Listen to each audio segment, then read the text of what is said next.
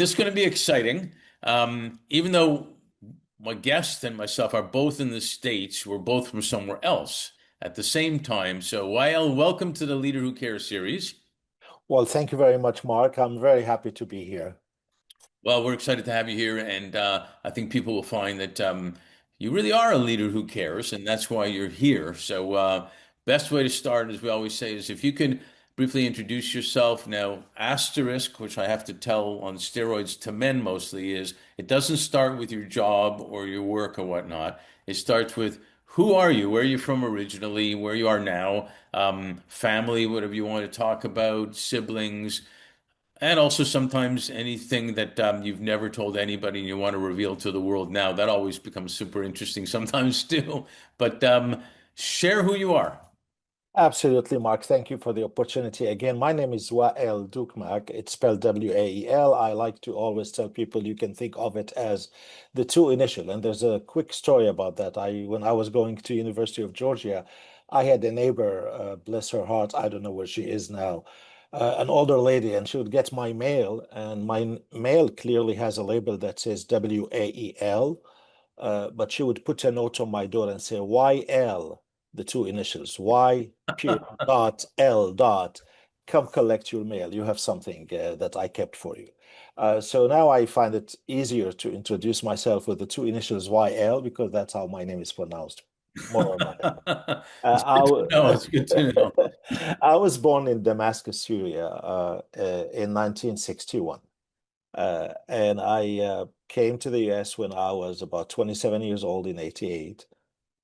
Via Canada, I flew from Damascus to Frankfurt to Winnipeg to see my sister, spend about 15 days with her. And then from there, came down to Athens, Georgia. I got admitted to do a PhD in pharmacy at the UGA, University of Maryland, Baltimore, and West Virginia, Morgantown. And not knowing nothing about the US, I asked my friends who'd been there and went to study there for their undergrad. And they said, well, we know you well. You're very nerdy. So Morgantown is a party school. Don't go there. You're not going to fit there. You're very nerdy. What nice friends. And they said, well, uh, Maryland, Baltimore may be cold for your taste. We're from Damascus. Weather-wise, probably Athens is the best. But there's a big caveat. The South is not going to be very hospitable to a foreign student. I said, well, I'll handle that. And I can tell you, it's honestly the best decision I've ever made. Athens was very hospitable for me. I met my wife and got married in Athens. I'd known her before, but we got married in Athens. We raised three kids. Two of them actually have kids of their own. Each has one. So I'm married with three kids and two grandkids, a granddaughter and a grandson who's now 3.5 months old. Nice. We now live in Dallas. We took a hiatus and we left with Cisco and other Get into companies that. We'll get into that in a minute. to the Middle East. So now my home is Dallas. It was Athens, Georgia, and extremely happy with where I am today. So you're empty nesters now, right? You and We your are. We have a daughter who's 23 years old who lives with us, wife. but soon she'll be on her own, and we'll be true empty nesters. Absolutely. All right. Well, I have a 27-year-old single son that's around. If if there's going to do something here, I don't think we're in the marriage connection business, but no. Did you have siblings growing up? Absolutely. I did have. I'm the first child, so I had. We are a total of five kids to my parents. My parents are very disciplined. I can tell you, they had a boy and a girl, and a boy and a girl and a boy. So they managed to go in turns. Time for boys, time for girl, time for a boy, time for a girl, time for a boy. So I have four siblings, two brothers and two sisters. Might be a how-to book for people if they want to know the secret sauce. Yeah.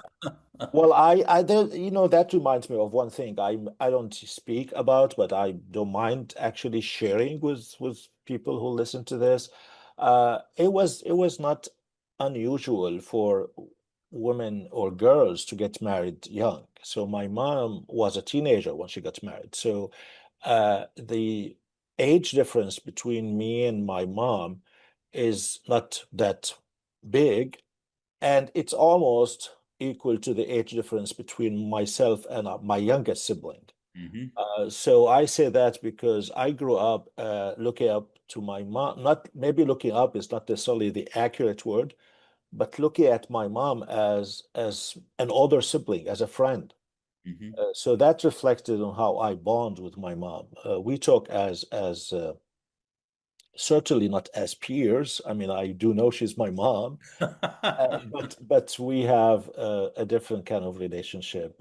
She's more of a friend than a mom. Yeah. Well, there's also probably commonality of current events or what's going on, like knowledge wise, rather than someone who's 30 years older than you or something, which is different times and whatnot. So I can see that. So what were you like as a kid then, as a teenager? Were you a reader? Did you have the lemon stand entrepreneur thing going on, or what?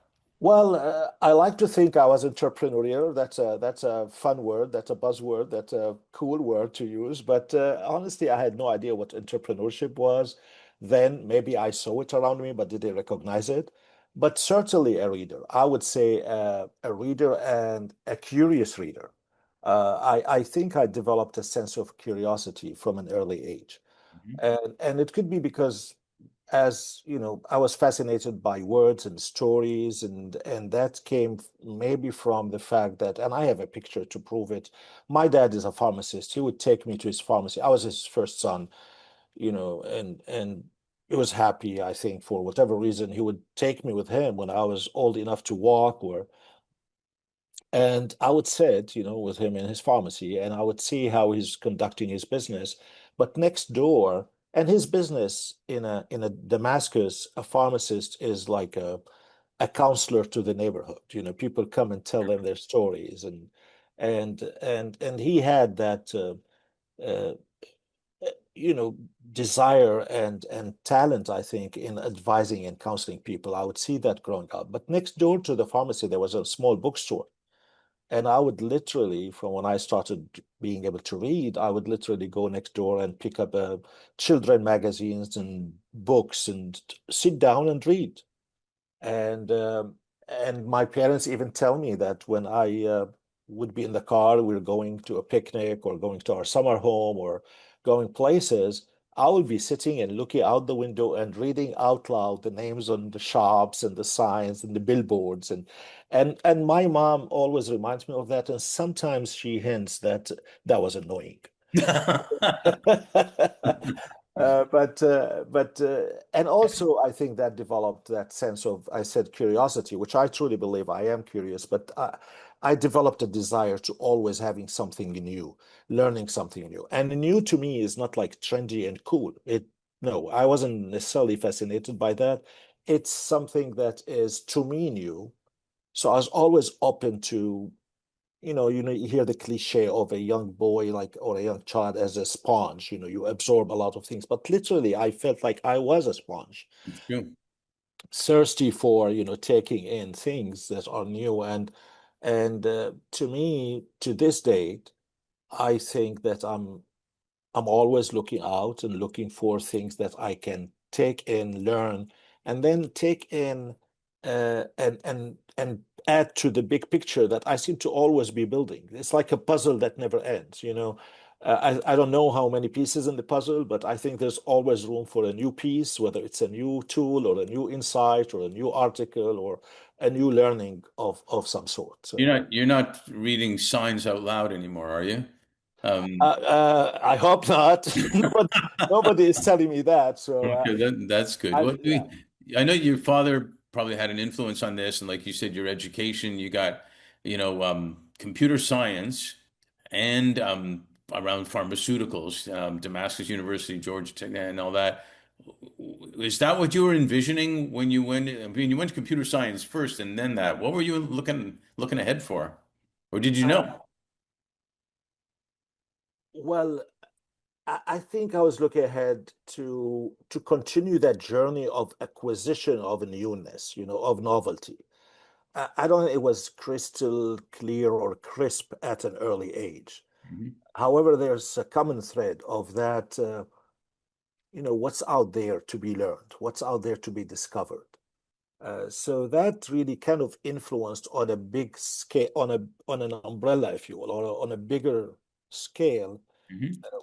And then as I grew up, I started paying attention to some influences in my life. And especially now, I think we all, when we get older, we acknowledge that we are influenced by this or that, or a behavior, or a figure, or a person. So I would say that in terms of the uh, early career or early aspirations, certainly my dad, I think along the way till date, his 95 to today, I either learn from him something new or learn something that I should have learned earlier, but resisted for whatever reason. And Yeah. now I acknowledge it's really of value and I need to learn it and I need to reread it, re-see it. And I tell kids my dad, maybe there's a selfish aspect of that. So pay attention. You may not agree with everything I say today, but there may come an age and a time where you look back and say, well, dad was right. Or, No, I think that comes a lot, and we'll talk about influencers in a bit too. But yeah, I think there might even be too much pressure on kids to know exactly what they want to do and what they want to be early on. And in fact, it might be multiple things that they end up doing, which is kind of the trend right now. But I wanted to ask, we found that our firm, as based on the premise that leaders and their whatever their businesses are, work they do, are always they always do better when they're doing good at some kind of good at the same time. I'd love you to share your experiences that you've had that have stood out, including including the whole Arab translation thing, which we chatted a little bit about, where you taught Arabic basically, but then you became a TV star on CNN apparently, and talk about that, and then how that came to be, where you founded the ISP called, is it Negia or Negia? NIGIA, no, it's an acronym for Northeast Georgia Internet Access, and it wasn't meant to be the name, but people liked it. It was a working name as we were founding the company, but because it's resonated and people understood it, we Right. kept it as a name. Yes. And so I find it interesting because you took computer science and pharmaceuticals, then you're translating type of thing. And this also relates, I find, to your curiosity and communications and whatnot. And tell a little bit about the CNN story, how that happened. Absolutely. Well, I will probably take you an earlier kind of shaping of all of that because I see a couple. Just remember that this isn't a feature film. We don't have 2 hours. Absolutely, yeah. No, it's gonna probably be an hour and a half. No, I'm Great. gonna make it quick, but I think there's an element of the giving or the and which actually is aligned to your firm's philosophy of doing good and leadership with impact and always having an element of giving and supporting and so on. I'll go back to my pharmacy and you said you're probably going to ask me something about influence, so I will elaborate there more than now. But I grew up honestly seeing my dad doing a lot of good to the community that he was serving. I'll give you one example, which today I bring up in many cases, and I look back in fascination because it shaped everything that we're talking about, whether it's my work at CNN, starting a business, employing people. I used to feel so good that my ISP, my internet company, had 18 people, and I tell my wife there are 18 families making a living and having food on the table because I started a business. I always kept that in mind. And I said it with humility. I'm not saying it to brag or anything. Sure. So my dad had, just to give you an example, we lived in a neighborhood of Damascus called Muhajirin, or just the name of a neighborhood. And there was a organization, a humanitarian organization that helps the needy in the neighborhood, and it's all volunteers, the elders in the community, and they would stamp as the prescription of a needy person and tell him to come to my dad's pharmacy. My dad's pharmacy serves him very well, just like he would any other person, and he will fill the prescription, and he will send the person away without charging him more money. And I was a kid and I wasn't aware what was going on. As I grew up, he would send me to that organization to meet with their leaders on their monthly meeting with a bill, with a statement saying, I filled 100 prescriptions during this month, and that was $1,000, pay me $400. I would see that he gave them 60% off. but they needed to audit. I mean, they needed to see if my dad really did the right thing, right thing. So I would sit down, listen to them, and they would say, "Oh, we came to know about this family and they're in need, and we sent people to check on them, and now we know that they need that much." So I developed that sense of empathy, if you will, that sense of, how you can you should not only you can but you should help and not expect anything in return, like quiet leadership, Right. and that I think influenced my desire to get. When I was a graduate student, somebody told me, "You have a talent in English and Arabic. You speak both languages. Have you thought about translating as a side job? You're a graduate student. You can make money doing this way." And I start looking for people, students. Do you need transcripts to be translated? I'll do that for you. And honestly, it wasn't for the money as much as I have something I can give. I need a venue to use to give it through. Now, certainly that translated into business. Now, CNN called one time to answer your question about CNN, and I was teaching Arabic at the University of Georgia. The teaching came because I was so consumed with my ISP. There was no playbook to follow to start an internet company. I started the internet company when the internet just became commercialized Right. of an internet service provider in 94, 95 timeframe. So it was stressful, but I was very proud of it. I took the business to a really good level.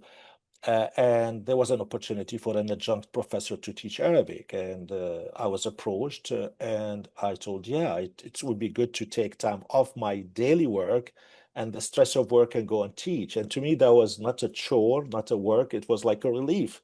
Yeah. And then I started that 96, 9/11 happened 2001. And suddenly I have four entry-level classes as opposed to one.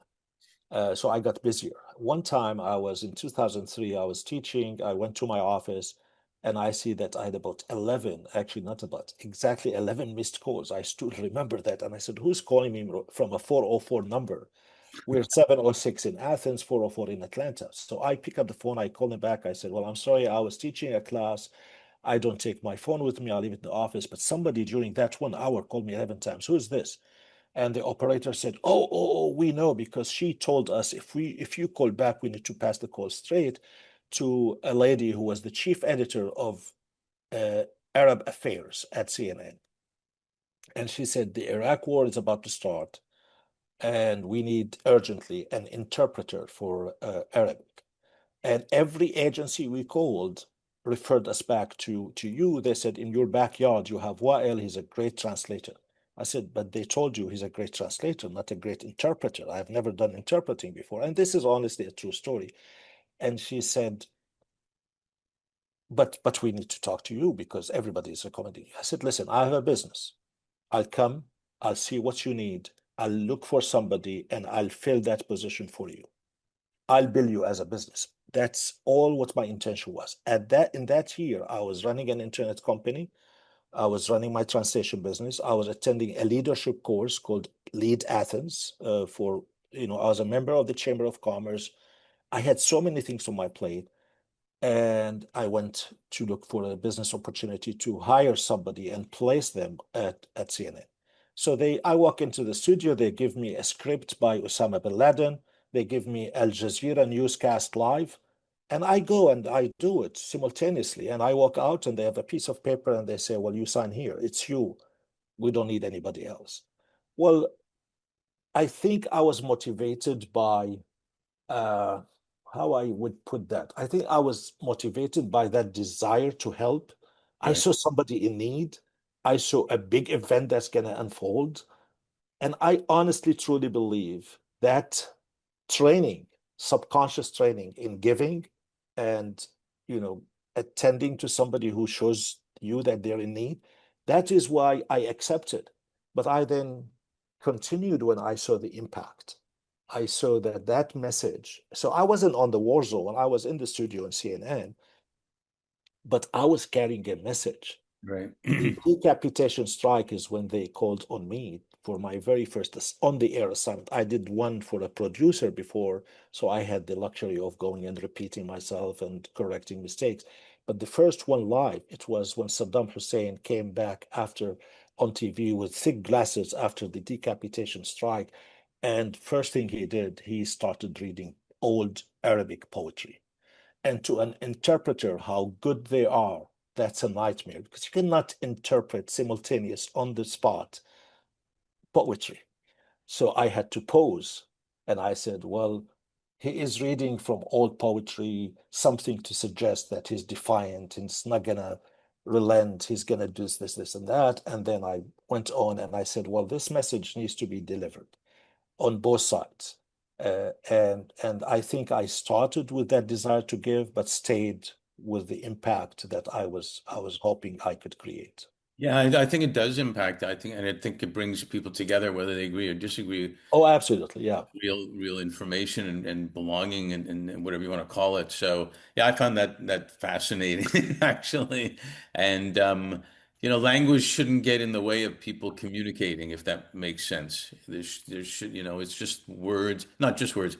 It's language, and it's just a matter of being understood, what the other person is saying. So did you did Cisco find you, or did you find Cisco? And how did Saudi Arabia happen? Was it just too exciting an opportunity to turn down, or Well, there's also a backstory to that. In 2005, now just to kind of also tell you, I mean, my background is both in computers and in pharmacy. So I came because I saw an opportunity to be trained in pharmaceutical industry and go back with some liberation that was happening in Syria for companies to start their own manufacturing of medicine.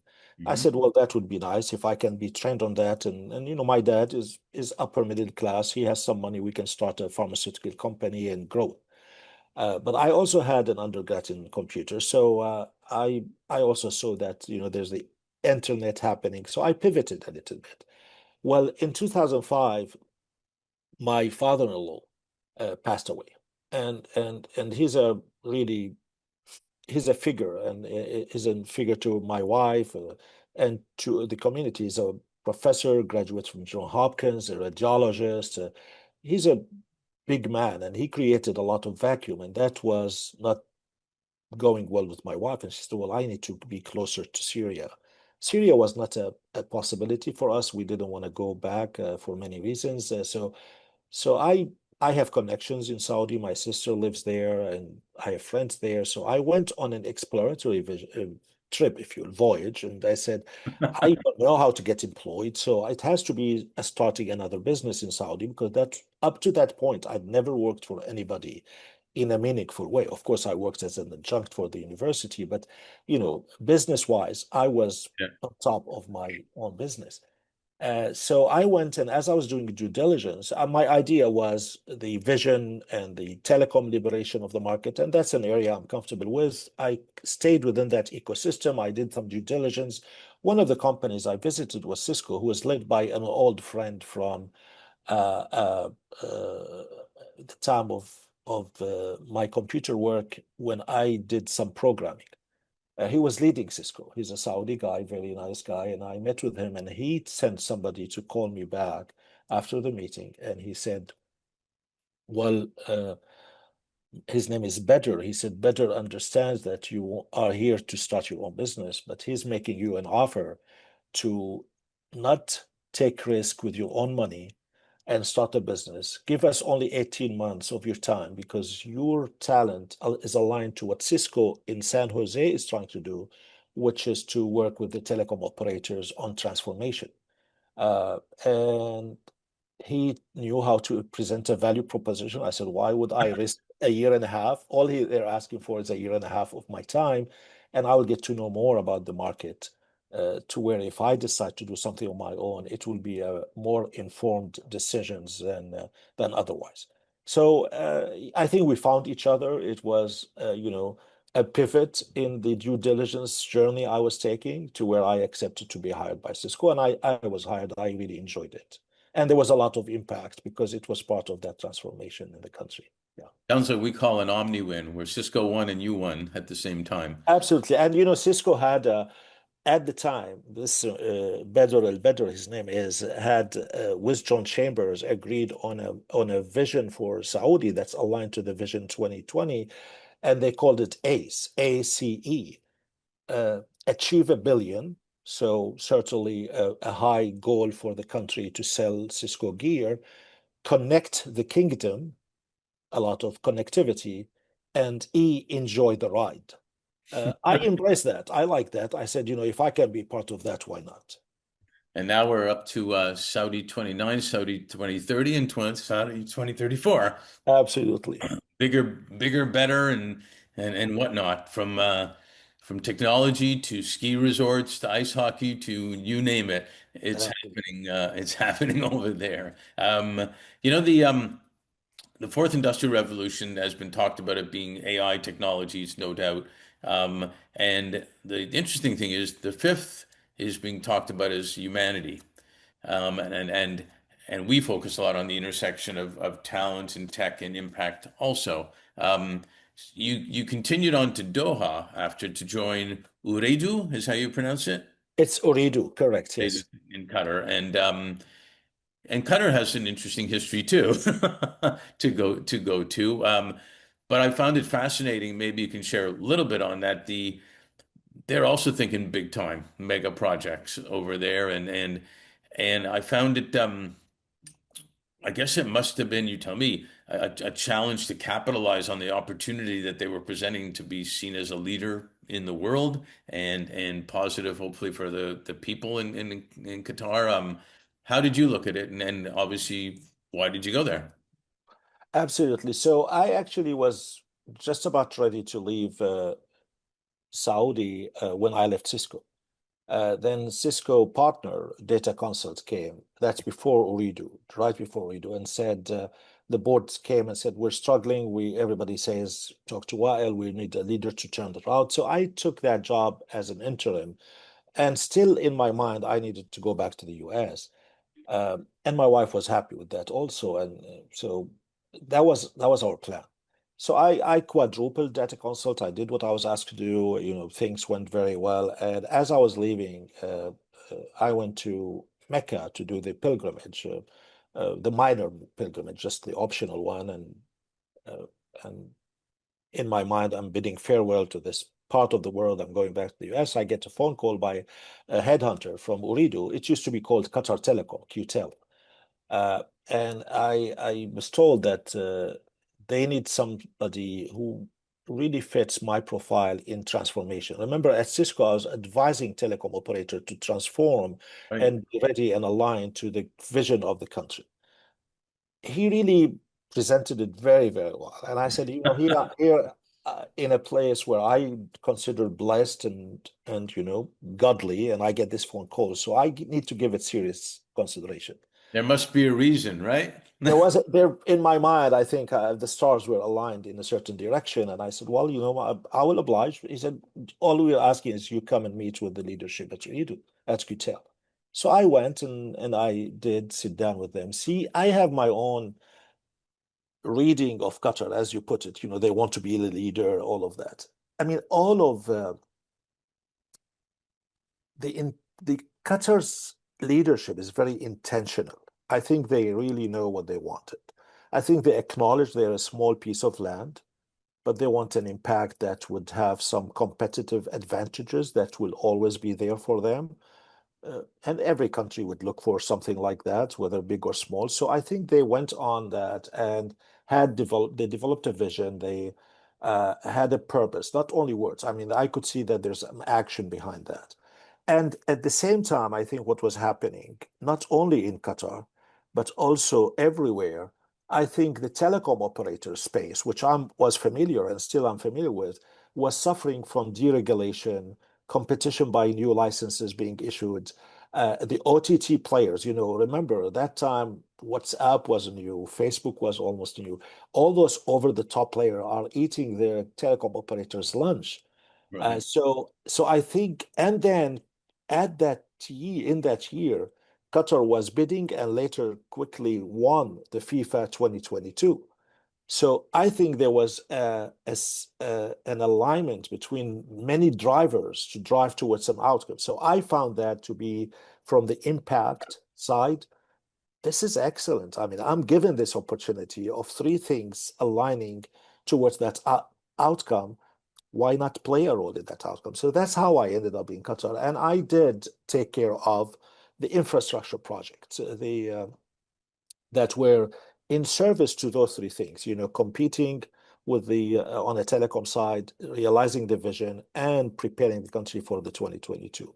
And and my observation having gone through that is that Qatar has something that I think is playing in its favor, uh, which is the alignment between the leadership and the people. I think they really work together because I could see a lot of pride in the people of Qatar, whether they were blue collar or white collar, executives or workers. I mean, they all were behind that vision.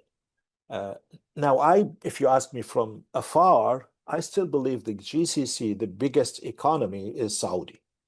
And that's obvious because it's the largest Right. geographical area and the highest number of population, demographics, Young population.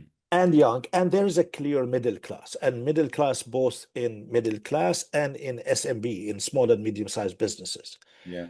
Qatar is heavily invested on infrastructure, which is government spending. So there's no viable economy by way of a small shop or a small enterprise.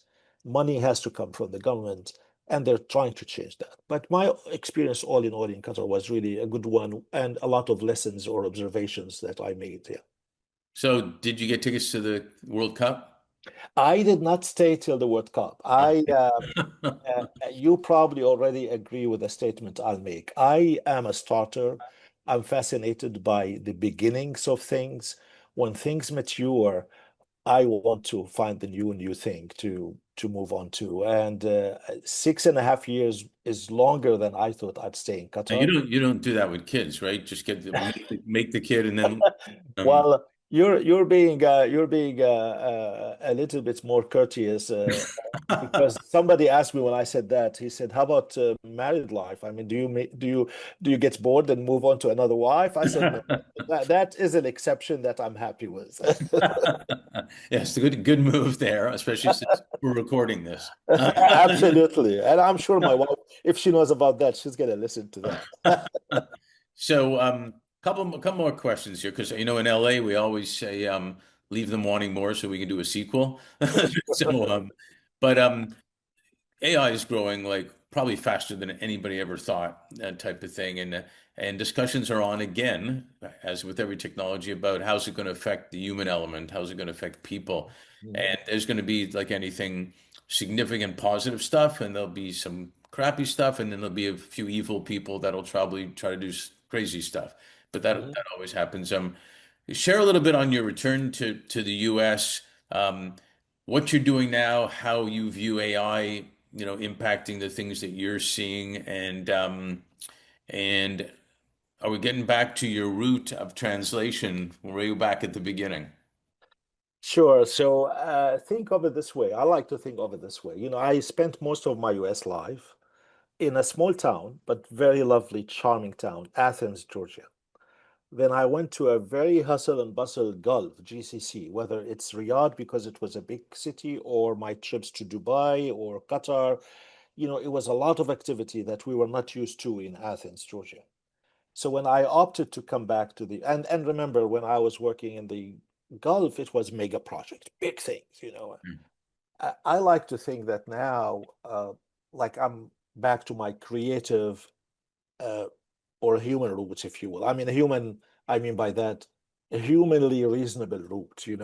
I want to come back now after many years working on large scale and all of that to something that I would re-engage, but on a more personal and human-centric level. So that's kind of where I see myself with, and that's kind of answering the return to the US, if you will. But because I've always embraced new, it's obvious that I would embrace AI, and I do embrace AI. However, I embrace it with a twist, if you will. I mean, people are so, and they're rightly so, they're entitled to that. It's a new thing. People are questioning how it's going to impact this and that. These are all very valid concerns and questions. I like to keep it in my mind as a tool. It's a tool that I'll add to my toolbox. It's a powerful tool. Uh, it has potential. Uh, but I think its biggest potential is when it's used wisely and at the service of people, as Sure. opposed to compete with them. It's and I think any new industry, I follow. I used to read more and remember Jeffrey Moore's evolution of technology adoption life cycles, and whether it's a new LCD TV or a new iPhone, there's a life cycle, there's a growth, there's a transition before when it's very novel and early adopters tinker with it and play with it to where it's now massively accepted on a massive scale and used. I think there will be recalibration. Think of it like my recalibration going from a small town to a big town and coming back to a human-centered kind of level. So that's my take on AI. I think with AI, it can be a good tool in, and we see it's a good tool in healthcare. And I worked on smart cities. Smart cities benefits a lot from AI, which is the predictive analytics, the actionable insight aspect of a smart city. Sure. Now, in translation, it certainly is something that is impacting us, whether negatively or positively, but there's an impact there. Uh, so an area that's really close to me, and that's kind of maybe that's what you meant when you said let's go back to your translation. Now I'm actively looking for an opportunity. I don't claim I kind of found the sweet spot because that is a fast moving industry. And sometimes I may think of an idea, and if I don't act very quickly, somebody else has done it. So it's not as new as I like it to be. But I think the intersection of and training, language services in general, and AI, where I get excited and I like to find a sweet spot for me to play a role. And whether it's business, which to me is always okay to be in the picture, but I'm more interested in the impact now. If I can contribute something, I'm more now, to be honest, and this is something that will be made public and it's nothing secret or serious, but my head is going more towards language learning, language training, more personalized, more AI driven, more customized and personalized. And who knows, maybe in a year or two, if we meet again in an event like that, or I will be explaining more about what I have done by then. Yeah. No, I think it does go back to the roots because early on, maybe even before we were recording, we talked about communication being so important for even our well-being, and and we're all social animals in the sense that we need engagement, with each other, and words matter, especially if you're talking translation slash interpretation of what somebody said. Um, Especially in a world where there's a lot going on right now, and Yeah. and somebody says something that either is they meant it or misinterpreted, things can happen. So Absolutely. I think it's brilliant. One last question here, Mhm. otherwise we are going to do a feature film. Is a client told me in 2021, right after COVID year, said, 2020 was the year that flew by slowly, he told me. And I found that fascinating because sometimes we look at 2020 and COVID as like yesterday and almost also years ago, all at the same time.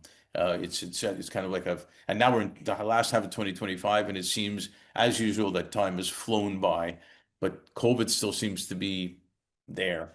With all that said, what are you most grateful for and what are you most hopeful for? Well, I think your friend really echoed many feelings we all had. It was a blur. It was like as if time paused, and then all of a sudden, things went back to what they should be. Life goes fast. I think it's really that pause gave us a chance to focus on what matters, to appreciate things, to like look at family, look at purpose. I mean, you and I also were talking before this and talking about, what is important in life. Sometimes we get reminded by Right. things that have always been there, but we became so oblivious to their existence. Yeah. I think that pause was a blessing in disguise in a way because we did get. I hope we all did. I'm sure I did, and many others did reflect, did look at what matters, took a pause, and and recreated or reintroduced in our life some anchors, family, purpose, relationships, uh, even taking health seriously. Look after for each other.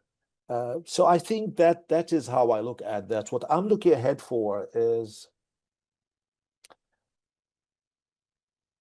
regardless how, I mean, I'm actually, I have like many, I think, have friends on all sides of the spectrum in terms of how the virus started, the conspiracies, not only the virus, many other things. And I always like to be data driven and facts based and all of that. I think regardless of that,